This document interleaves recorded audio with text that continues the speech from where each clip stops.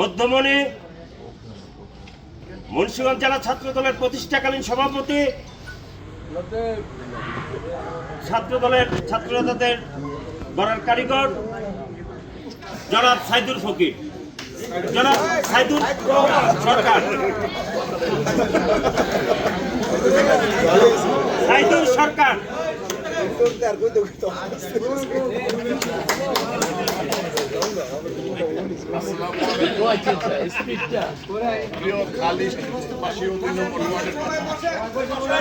আজকে যারা এখানে এসেছেন সবাই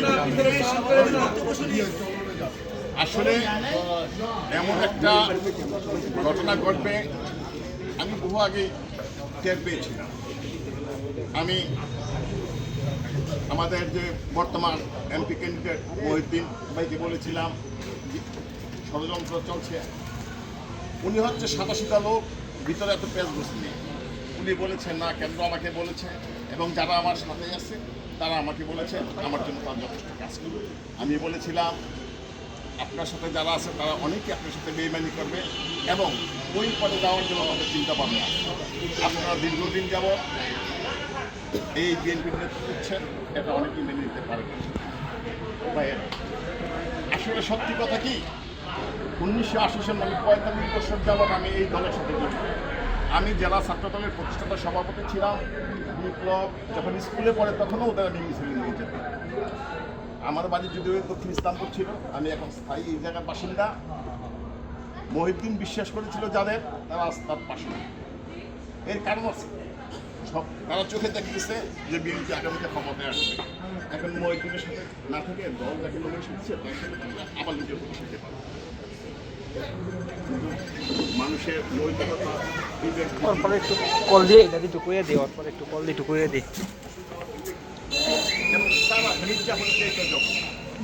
একটা যুদ্ধে জয়লাভ করার জন্য হাজার হাজার সোলজারের দরকার হয় না, বিশ্বস্ত 100 সোলজার হলে 1000 বেঈমানকে হারানো যায়। আমি নিশ্চিত এই আগামী নির্বাচন 12 তারিখ যদি আমরা সবাই সম্মিলিত কাজ করি, আমরা খালিস্টে যারা আছি 8-10টা টিম করে আমরা ঘরে ঘরে যাব এবং মা বোনদেরকে বুঝাবো। এবং আমাদের শুধু এইটুকু সীমাবদ্ধ না, আমরা পুরো নির্বাচনী এলাকায় চষে বেড়াবো। এবং আমার বিশ্বাস যদি আমরা সবাই আন্তরিকভাবে খাটি, তাহলে কেন্দ্র যে অমানবিক বা যে ধরনের জালিয়াতি হয়েছে টাকা পয়সার বিনিময়ে, তার জবাব আমরা দিতে পারবো ইনশাল্লাহ। আমিও বলছি ধানের চাইতে দ্বিগুণ ভোটে আমরা জয়লাভ করবো ইনশাল্লাহ। ভয়ের কিছু নেই, পরিষ্কার। আমি হয়েছি, বিপ্লব হয়েছে, আরো অনেকে হয়েছে, কিন্তু যখন দেখে যে তার ক্ষমতা কতটুকু, তখন এগুলো উগ্র হয়ে যায়। আপনি কেউ ভয় পেন না।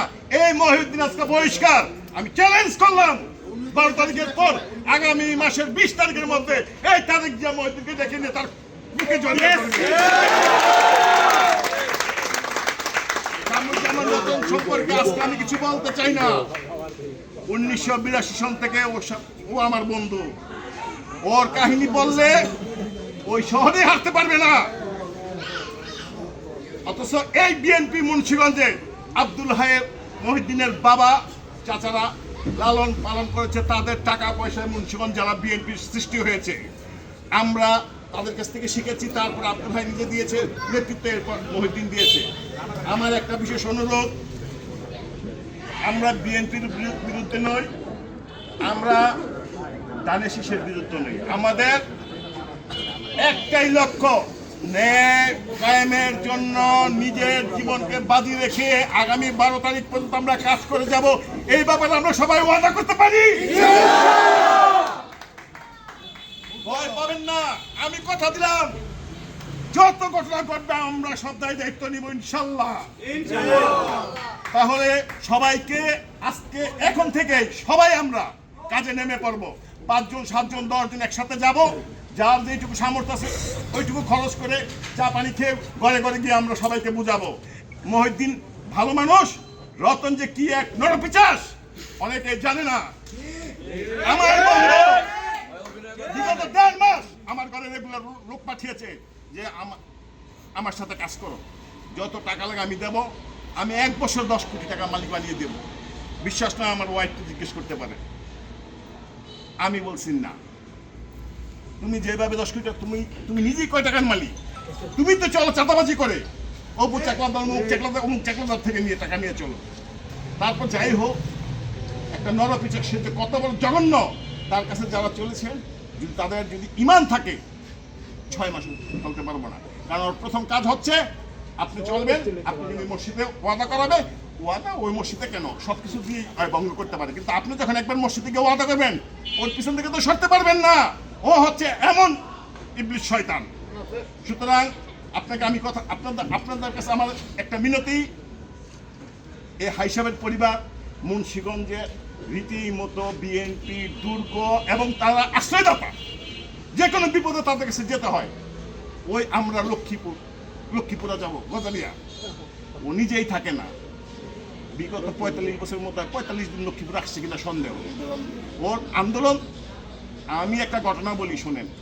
এই গত ওই যে অগাস্টে যে আন্দোলন, তারেক জিয়া কুমিল্লা বিভাগীয় সাংগঠনিক সম্পাদক অধ্যাপক সেলিম ভুঁইয়াকে টেলিফোন করেছে, উনি আবার ডাইভার্ট করে আমার মোবাইলে দিয়েছে। তারেক জিয়া জিজ্ঞেস করতেছে, সেলিম ভুঁইয়া মুন্সিগঞ্জের গজারিয়া কোনো আন্দোলন হয় না? তো সেলিম ভুঁইয়া বলতেছে যে লিডার, জেলা যে সেক্রেটারি কমিটি নরতন, উনি তো এলাকায় থাকেন এবং ওনার এলাকায় কোনো কাজই করে না। হয়তো উনি কী করে, উনি তো লম্বা লম্বা কথা বলে।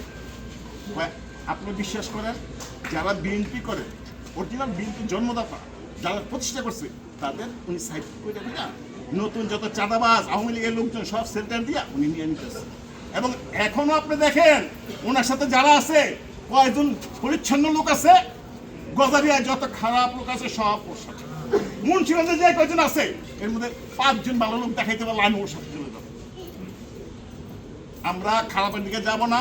আল্লাহ আমাদের যথেষ্ট ভালো রাখছে, আমরা যেভাবে আছি ওইভাবে চলবো। কিন্তু একটা কাজ আমাদের কিন্তু ভুলে গেলে চলবে না, আগামী 12 তারিখ পর্যন্ত আমাদের ঘুম সব কিছু হারাম। আমরা ওয়াদা করে নামবো যে আমরা ফুটবলকে পাস করাবোই করাবো। সবাইকে আবারও বিপ্লবী শুভেচ্ছা জানিয়ে আমি আমার বক্তব্য এখানে শেষ করছি।